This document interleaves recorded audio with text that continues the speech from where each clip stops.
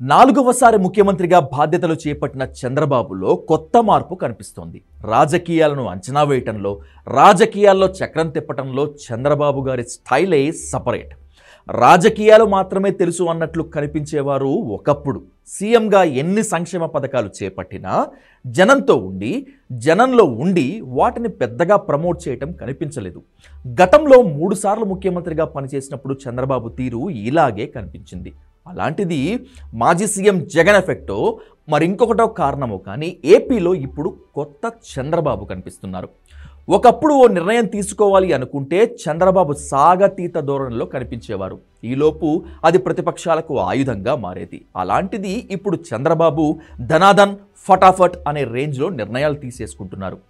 సీఎంగా మొదటి 5 సంతకాల నుంచి సోమవారం ప్రారంభమైన పెన్షన్ల పంపిణీ వరకు ఇలాంటి తీరే కనిపించింది. ఇక జూలైలో 7,000 రూపాయల పెన్షన్లు ఇచ్చిన చంద్రబాబు స్వయంగా ఓ లబ్ధిదారుని ఇంటికి వెళ్ళి మరీ దాన్ని అందించారు.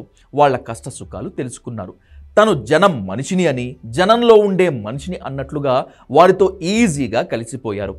పిల్లలను ప్రేమగా పలకరించారు. చిన్నారులను ఆప్యాయంగా హత్తుకున్నారు, ఎత్తుకున్నారు. ఇక్కడితో ఆగారా అంటే ఓ పూరి గుడిసెలోకి వెళ్ళి లబ్ధిదారులను కలిసి వాళ్ళ ఇంట్లో ఏకంగా టీ తాగారు.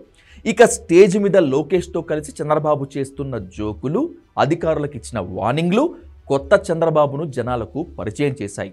40 ఏళ్ల పొలిటికల్ కెరియర్లో రాజకీయాలు మాత్రమే తెలుసు అన్నట్లు కనిపించిన బాబు ఇప్పుడు మాత్రం స్టైల్ మార్చుకున్నారు.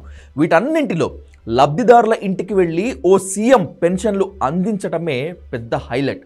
దేశంలోనే ఇలా చేసిన మొదటి ముఖ్యమంత్రిగా చంద్రబాబు రికార్డ్ క్రియేట్ చేశారు.